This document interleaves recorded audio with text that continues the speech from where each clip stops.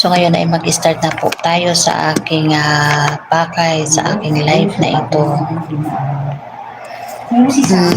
Ma'am Welma Manalo, ma'am, buti na lang, napakabait ng pamilya ni Krishna kasi kahit naba si Krishna ay hindi sila nakisawsaw sa basher kasi yung nangyari sa dalawang Kalingap Angel, buti na lang kahit ganyan si Krishna, nananahimik na lang sila. Yes po, totoo. Kaya masakit din po yung ikumpara-kumpara siya, no? Kasi kahit kailan ang kanyang pamilya ay hindi naman nakisawsaw, no? Kaya yun. So anyway, yung ating pong ngayon, ang ating pong topic ay about po doon sa doon sa mga aking nababasa. Meron po kasi akong nababasa about doon sa mga reactors na sabi daw ay kumbaga ay ginagamit lang, no? Itong ating Baby Chris na kumbaga ay wala naman daw walang benefits, no? So doon naman sa na yun, sa part na yun, oo, mayroong mga ganyan kasi yung kinukuha yung kanyang mga video, yung kanyang mga upload, nire-re-upload uli, kinukuha, tapos lalagyan uli ng mga caption, no? I-repost sa kanilang mga page or kanilang mga channel, no? Especially dito sa YouTube channel. So, hindi maganda yun. Pero, hindi naman lahat ng reactors ay ganun, no? Lilinawin ko lang yung about doon sa nasabi nila na yung mga reactors ay wala naman daw makukuha na benefit sa ating Baby Krishna.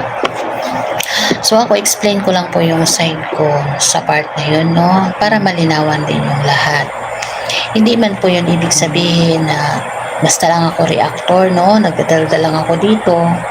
So, hindi ko naman sinasabi na may benefits talaga si Krishna sa akin, no? So ako, kumbaga, nagbigay tayo ng blessing, nag-share tayo ng blessing sa kanya. Hindi naman, masasabing malaking bagay, maliit lang, no? Tapos, yung dun sa kanyang, sa kanyang Starlink. Tapos, yung mga, syempre, gaya nga ng nabanggit ni Sir Chito, na kumbaga ay, sa lahat ng reactor, no, ay dito dumaan sa akin yung Starlink. Pero hindi ko po inaako na sa akin lahat yun ng dumaan. Kumbaga, dun lang ako sa sinasabi na, kumbaga, walang benefits daw. So, minsan nakakasama sa loob, no, yung sasabihin na gano'n, na walang benefits. Kasi kumbaga, para po sa akin, huwag sasabihin na walang benefits. Kasi bawat isa po sa atin na mapa-reactor ka man, mapa-supporter ka man, bawat isa dyan may benefits po. Si Krishna. Di po ba? Hindi ko sinasabi na isusumbat o yung mga ganon. Hindi. Kumbaga yung sinasabi ko lang, huwag sanang sabihin na walang benefits. Kasi ipapaliwanag ko po kung bakit may lahat tayo may ambag. Maliit man yan o malaki, mapera man yan o hindi, lahat tayo may ambag. Tayong mga supporters, bawat isa po sa atin may ambag. Bakit po nasasabi ko yan? Kahit hindi po yan financially, yung puyat, yung trabaho natin na naaabala, na panoorin yung kanyang mga video, mag-marathon tayo, yung hindi pag-escape ng ads, yung mga ads niya, iyan po ay ambag. Okay po? So sa mga nagsasabing gano'n, may nababasa akong comments ng ganyan, huwag po kayong mag-comment ng ganyan. Kasi lahat po tayo may silbi. Okay po? Kasi nagsusupport po tayo, no? Hindi man yan sa pera na paraan, no? Yung panonood natin, yung hindi natin pag-escape ng ads, yun po ay benefits. Okay po? So yun lang po. Sana po ay dun sa na yun, sa nag-comment na yun or na yun, sana po ay malinawan ka po, ma'am. Hindi lang naman isa, marami yun eh, yung mga nagsasabi ng gano'n, no? Malinawan po na ang bawat isa po sa atin ay ah, may benefits po na naibibigay po sa ating Baby Krishna. Okay po? Kasi nabuo yung mga bawat grupo-grupo na yan. Nabuo or wala ka mang grupo na sinalihan. As long as nanonood ka sa video ng ating Baby Krishna, sponsor ka man, supporters ka man, lahat po yan ay may benepisyo. Okay po? So yun lang. Sana po ay maintindihan. Yung hindi po pag-escape ng ads, hindi po yan biro. Biruin mo ilang ads, yung ilang oras yung igugugol mo dyan para lang hindi mo ma-escape, no? Maibigay mo lang na kumbaga tulong natin sa ating Baby Krishna. Mahalaga po yun. Okay po? At thank you pala kay ating Baby Krishna kasi kumbaga ay nabati tayo, no? Kumbaga ay na-mention ang bawat isa sa atin na kumbaga ay kumbaga napasalamatan niya tayo. Sa ganon ay kumbaga ay masaya na tayo, no, na papasalamatan tayo. Kahit simpleng pasasalamat lang ay masaya na tayo dun. So, di po ba? Sana po yung aking mga isa-shoutout dyan. Nagkanda, wala na. Tita Moscow, hello po. Ma'am Johnny Best, hello Ma'am Christina. Tita Moscow, lahat may ambag kahit basher nanonood. Yes, yun po ang tamang sagot, no? Kahit basher may ambag yan kasi nanonood. So, kahit sino sa atin, as long as nanonood ka, lahat may ambag yan kasi nagra-running yung time. Syempre, ambag din yun, no? Wag lang yung mag-bash naman ng mga below the belt. Okay lang yan. Bahala na lang kung ano yung no? Basta para sa support sa ating Baby Krishna. Skipping ads pa lang, may ambag na tayo. Kahit may mga trabaho tayo, tumitigil, mapanood lang natin ang video. Totoo. Kumbaga ay, ako nga dito, sabi ko nga sa inyo, yung aking cellphone naka-open yan habang ako ay nagtatrabaho. Nagmamarathon yung aking cellphone na yan.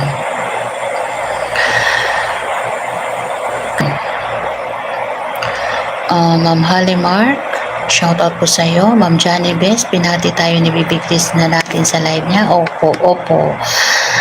Thank you po at po niya tayo, no? At talaga naman, ang ating Baby Krishna ay hindi po yan nagsasawang magpasalamat. Yun nga, sabi nga niya.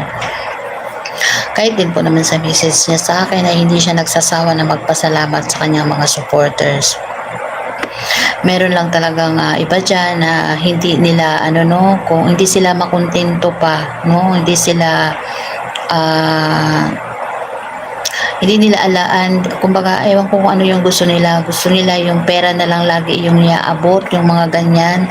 Tingnan man din po natin na hindi naman sa lahat lang ng bagay maaano mo yung pagsuporta ng tao sa pera lang, no? Kasi yung libo na yan na nanonood, na nagsusuporta sa pamamagitan po ng panonood na yan, malaking ambag na yan, no? Hindi lang po sa pera, malaking benefits din yan. Hindi lang po yan sa sa pera, no?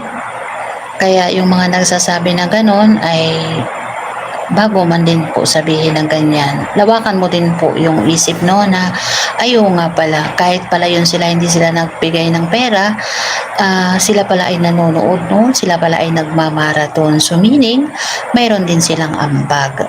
So di po ba? So kaya yung pong mga nagsasabi na walang ambag, no, hindi, maling-mali yun. Mapa-reactor ka man dyan, mapa-supporter ka man dyan, mapa-sponsor ka man dyan, ma-normal ka man lang dyan na kumbaga viewers, lahat po yan may ambag, no? At lahat po yan ay pinapasalamatan po natin. Hello po Ma'am Christina, at sa lahat nandito ay shoutout po sa iyo Ma'am TC Galyarin. Ma'am Roslyn Sensoro, gandang gabi madam, katapos lang mag-marathon sa video ni Krishna. Thank you po, Mama Roslyn. Kindred TV, hello sa lahat. Hello, Ma'am Welma Manalo. Alam mo ma'am, dito sa Batangas, naghahanap ako ng mabuting tao para ipasok si Krishna sa modeling kasi maganda si Krishna.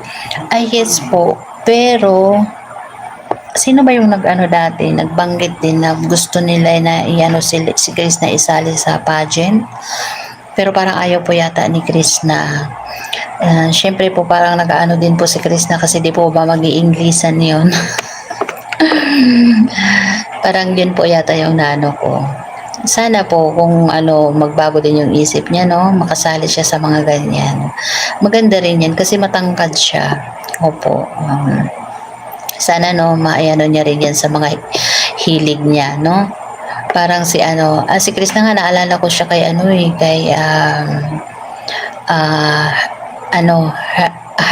Harlin Budol, o parang doon ko siya naaalala. Kasi yun astig din yun siya pero ang sexy, ang ganda ng katawan, no? At saka parang ganun din siya magsalita. Astig siyang magsalita pero napakaganda, no? At napaka-sexy. Ayun, si Hipon. Sikat na yun. Ay, naalala ko pala, bakit wala si ating Sir Chito Tachagon? Meron na naman siyang sa akin na meron na naman daw nagkukuha ng mga videos ng ating baby Krishna na hanggang ngayon ay continuous pa rin sila sa pagkukuha, no?